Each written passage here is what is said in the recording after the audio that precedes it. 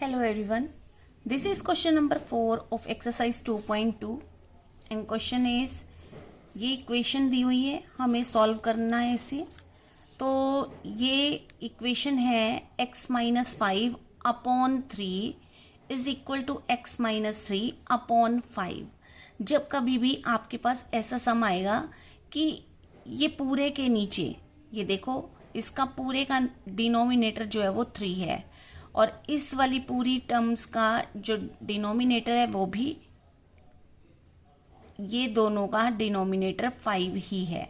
ठीक है ना, पूरी के नीचे 3 है तो इट मीन्स दोनों का जो डिनोमिनेटर 3 है। तो इस तरीके के क्वेश्चन जो है वो बहुत ईजी होते हैं, इसमें कुछ आपको करने की जरूरत नहीं, सिर्फ इसे क्या कर देंगे हम, क्रॉस मल्टीप्लाई।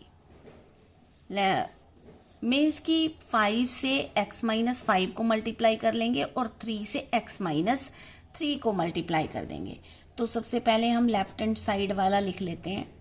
सो यहाँ पर हो जाएगा कि 5 को हमें मल्टीप्लाई कर देना है x माइनस 5 से और इक्वल टू इस 3 से हमें x माइनस 3 को मल्टीप्लाई कर देना है। अब मल्टीप्लाई कैसे करते हैं, अगर ये मल्टीप्लाई है, इनके बीच में मल्टीप्लाई है, तो यहाँ पर ब्रैकेट के अंदर हमारे पास 2 टर्म्स हैं। तो बारी बारी से 5 पहले x से मल्टीप्लाई होगा और फिर 5 जो है वो माइनस 5 से मल्टीप्लाई होगा। तो लेट्स डू इट। 5 को x से मल्टीप्लाई किया तो 5x आया, 5 को माइनस 5 से मल्टीप्लाई किया तो माइनस 25 आया। ऐसे ही इसी तरीके से 3 से x को मल्टीप्लाई करेंगे, देन 3 को माइनस 3 से करेंगे। जितनी भी ब्रैकेट के अंदर टर्म्स होंगी उसको इस 3 से मल्टीप्लाई करेंगे। तो 3 को x से मल्टीप्लाई किया तो 3x आया और माइनस 3 से किया तो माइनस 9 आया।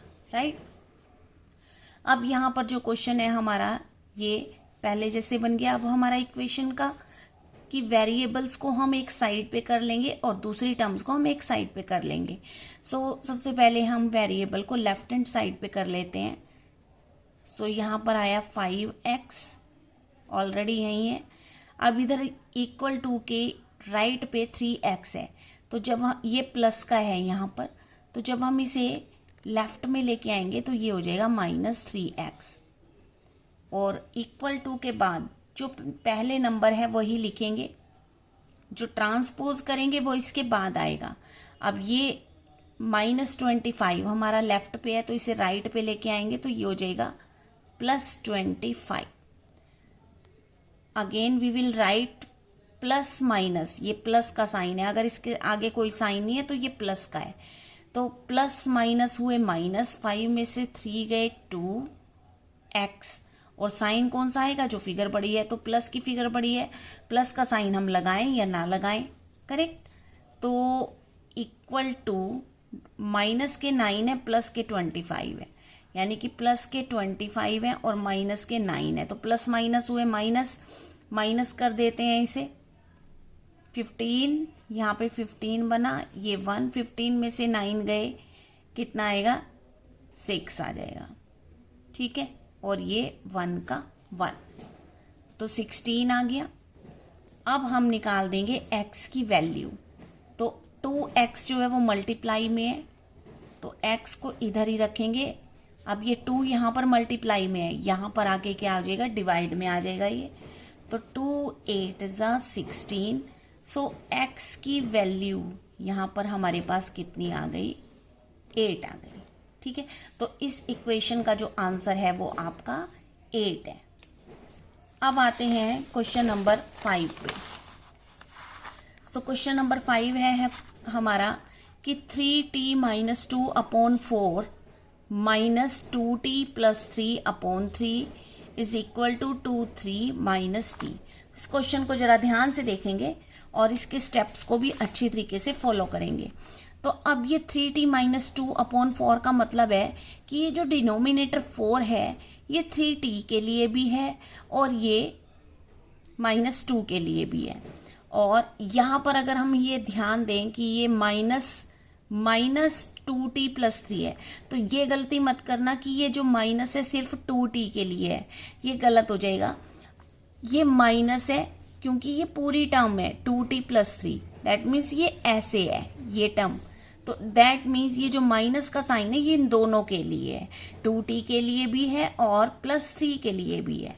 ठीक है, तो सबसे पहले तो हम इनके अलग अलग टर्म्स बना लेते हैं। कैसे? सबसे पहले लिख देंगे 3t/4 और -2 का भी डिनोमिनेटर क्या होगा? 4 होगा। अब यहाँ पर -2t/3। अब माइनस को हमने सबसे पहले तो इससे मल्टीप्लाई किया था, तो माइनस प्लस माइनस 2t/3 आ गया। अब माइनस को प्लस से मल्टीप्लाई करेंगे तो क्या आएगा? माइनस आएगा। उसके बाद 3/3। अब यहाँ पर लिख देंगे 2 3 माइनस टी, और टी के नीचे कुछ नहीं है तो हम क्या लगा देंगे? 1 लगा देंगे इसके नीचे। अब हमारे पास ये टर्म्स आ गई। अब हमारा नेक्स्ट स्टेप होगा कि वेरिएबल वाली टर्म्स को हमने लेफ्ट हैंड साइड पे अपने शिफ्ट कर लेना है। तो यहाँ पर लेफ्ट हैंड साइड में एक तो ये है हमारी वेरिएबल वाली, एक ये है, ठीक है, और एक राइट पे है। तो 2 तो लेफ्ट में है और एक राइट पे है। तो सबसे पहले तो 2 जो लेफ्ट में है वो लिख देते हैं 3t/4 और -2t/3। याद रखना कि साइन उसी का चेंज होगा जो हम ट्रांसपोज करके लेकर आएंगे। अब ये जो राइट में है t/1, इसको हम लेफ्ट में लेके आएंगे, तो यहाँ पर ये माइनस है, यहाँ पर प्लस में आ जाएगी ये। अब इक्वल टू का साइन आ गया। अब इक्वल टू के साइन के बाद क्या है नंबर हमारे पास? फ्रैक्शन है 2/3। अब हमारे पास राइट में सिर्फ 2/3 है। Now we will shift the other terms which are on our left hand side. So here -2/4, तो जब हम इसे शिफ्ट करेंगे ये आ जाएगा +2/4, और यहाँ पर -3/3, तो ये हो जाएगा +3/3। राइट। अब हमने देखना है कि डिनोमिनेटर सेम है या नहीं है। अगर सेम नहीं है तो we will take the LCM. So यहाँ पर अगर हम देखते हैं तो 4 3 और 1, अभी ये डिनोमिनेटर सेम नहीं है, तो 4 और 3 का हम एलसीएम ले लेते हैं।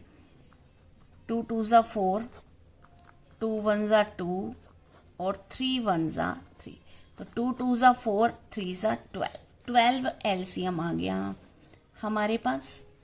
अब 4 से 12 को डिवाइड किया तो 3 आ जाएगा, और 3t से मल्टीप्लाई कर देंगे इसको। अगेन 3 से डिवाइड किया तो 4 आया, फिर 2t से मल्टीप्लाई कर देंगे इसको, फिर +1 से 12 को डिवाइड किया तो 12 ही आएगा, और इसे t से मल्टीप्लाई कर देंगे। अब इधर वाला अगर हम देखें 3 4 3, अब 3 से तो अगर हम ये देखो 3 4 ज़ा 12, इसका भी 12 ही आएगा, क्योंकि 3 4 3 का अगर हम 3 से डिवाइड करेंगे तो 1 4 और 1 आ जाएगा ना। फिर अभी हमने ये निकाला ही था 3 और 4 का, तो ये कितना आया था? 12 आया था। तो इसका भी एलसीएम कितना आएगा? 12 आएगा। अब 3 से 12 को डिवाइड किया तो 4 आया, 2 से मल्टीप्लाई कर देंगे। 4 से 12 को डिवाइड किया तो 3 आया, 2 से मल्टीप्लाई कर देंगे। 3 से डिवाइड किया तो 4 आया, और ऊपर वाले से इसे मल्टीप्लाई कर देंगे। आगे सॉल्व कर लेते हैं इसे।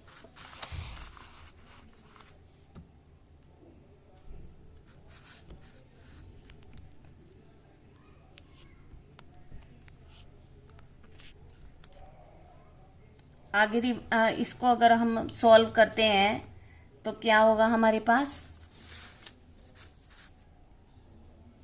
ये देखिए, अब डिनोमिनेटर जो है ये यहाँ भी 12 है और यहाँ भी 12 है। तो अब जब ये, क्योंकि इक्वालिटी में है, ये इक्वल है, तो ये 12 से 12 जो है कैंसिल हो जाएगा। यहाँ पे ये डिनोमिनेटर खत्म हो जाएगा क्योंकि इक्वल थे। अब इनको सॉल्व कर लेते हैं आगे। 3 3 ज़ा 9t आ गया, 4 टू ज़ा 8t आ गया और प्लस 12t आ गया, इक्वल होगा 4 टू ज़ा 8, 3 टू ज़ा 6, 4 3 ज़ा 12। क्या आ गया? अब हमने नेक्स्ट स्टेप में क्या करना है, सबसे पहले प्लस प्लस वाली फिगर्स को, टर्म्स को प्लस करना है। तो ये भी प्लस की है और ये भी, तो 12 और 9 हुए 21 और t minus 8t is equal to, यहाँ पे प्लस प्लस वाली ये सारी ही प्लस की हैं, तो 8 और 6 14, 14 और 12 हो गए 26। अब आगे देखें तो 21t प्लस के हैं और माइनस के 8 हैं, तो ये हुआ 13, यानी कि प्लस के 13t। और प्लस का साइन लगाएं या ना लगाएं मर्जी है। t की वैल्यू क्या आ जाएगी, क्योंकि ये 13 जो है ये मल्टीप्लाई में है, तो इधर आके ये क्या हो जाएगा, डिवाइड हो जाएगा। तो t की वैल्यू हमारे पास क्या आ जाएगी, 2 आ जाएगी, राइट। 6 क्वेश्चन देखते हैं। हमारा 6 क्वेश्चन है m minus m minus 1/2 is equal to 1 minus m minus 2/3। ये क्वेश्चन है हमारा। अब ये जो m माइनस 1/2 है, तो दैट मीन्स ये m के लिए भी डिनोमिनेटर है और -1 का भी डिनोमिनेटर 2 है। ऐसे ही इधर भी m के लिए m का डिनोमिनेटर भी 3 है और -2 का भी डिनोमिनेटर 3 है, राइट। और ये जो माइनस का साइन लगा है ये सिर्फ m के लिए नहीं है, ये पूरी टर्म के लिए, और ये माइनस का साइन भी पूरी टर्म के लिए। तो सबसे पहले तो हम क्या करते हैं, इन टर्म्स को अलग अलग कर लेते हैं। तो यहाँ पर लिखेंगे m/1, अगर इसके नीचे कुछ नहीं दिया हुआ, माइनस m/2, क्योंकि माइनस प्लस माइनस हुए ना। अब माइनस को माइनस से मल्टीप्लाई किया तो क्या आया, प्लस आया, क्योंकि माइनस माइनस प्लस होते हैं मल्टीप्लाई में। तो यहाँ आ जाएगा 1/2। इधर भी ऐसे ही कर लेंगे, 1 माइनस प्लस माइनस, और m का भी डिनोमिनेटर 3 है और माइनस माइनस हुए प्लस, तो 2 का भी डिनोमिनेटर जो है वो 3 है। यहाँ पे 1 लगा देते हैं। अब हम क्या करेंगे, वेरिएबल वाली टर्म्स को अलग कर लेंगे और दूसरी टर्म्स को अलग कर लेंगे। अब एक ये वेरिएबल वाली, ये भी वेरिएबल, और राइट पे ये वाली वेरिएबल, तो दो तो हमारे पास लेफ्ट हैंड साइड में ही है, तो हम लिख देते हैं m/1 माइनस m/2, और ये माइनस के m/3 हैं। जब हम इधर लाएंगे तो ये हो जाएंगे प्लस के m/3। अब इधर जो टर्म्स पहले हैं वो यहाँ पर लिख देंगे, 1/1 प्लस 2/3, और ये 1/2 लेफ्ट में है, इसे जब हम राइट में लेके आएंगे तो माइनस 1/2 हो जाएगी। अब हमने लेना है इनका एलसीएम, क्योंकि डिफरेंट टर्म्स हैं। तो 3 2 ज़ा 6, 6 जो है वो इसका एलसीएम आ जाएगा। 1 से 6 को डिवाइड किया तो 6 आएगा, m से मल्टीप्लाई कर देंगे। 2 से 6 को डिवाइड किया 3 आएगा, m से मल्टीप्लाई कर देंगे। और 3 से 6 को डिवाइड किया 2 आया, m से मल्टीप्लाई कर देंगे। यहाँ पर भी 6 आ गया। 1 से 6 को डिवाइड किया 6 आया, 1 से मल्टीप्लाई कर देंगे। 6 को 3 से डिवाइड किया 2 आया, 2 से मल्टीप्लाई कर देंगे। 2 से 6 को डिवाइड किया 3 आया और 1 से मल्टीप्लाई कर देंगे। सॉल्व कर लेते हैं आगे। 6m, अब देखो यहाँ पर डिनोमिनेटर जो है वो एक जैसे हैं, तो कैंसिल हो जाएंगे ये, क्योंकि इक्वालिटी में है, और इक्वालिटी में जो डिनोमिनेटर्स अगर सेम है तो वो कट जाते हैं। 6 यहाँ पर ख़त्म हो गए। अब 6m minus 3m plus 2m is equal to 6 1 जा 6 प्लस 2 2 जा 4 माइनस 3 1 जा 3। अब सबसे पहले प्लस प्लस वाली टर्म को देख लेते हैं। ये भी प्लस की है और ये भी। 6 2 8m minus 3m is equal to 6 और 4 10 माइनस 3। अब यहाँ पर 8 में से 3 माइनस कर दिए क्योंकि प्लस माइनस माइनस होंगे, तो आ जाएगा 5m इज इक्वल टू 7 और m की वैल्यू आ जाएगी 7। अब क्योंकि 5 यहाँ पर मल्टीप्लाई में है तो यहाँ पर डिवाइड आ जाएगा, तो m की वैल्यू हमारे पास क्या आ गई 7/5। तो ये इस इक्वेशन का सॉल्यूशन है। ओके, सो इस वीडियो में 4 5 6 क्वेश्चन किए हमने। नेक्स्ट वीडियो में हम बाकी के क्वेश्चन जो हैं वो सॉल्व करेंगे। सो इस वीडियो में इतना ही, मिलते हैं फिर नेक्स्ट वीडियो में। Thanks for watching.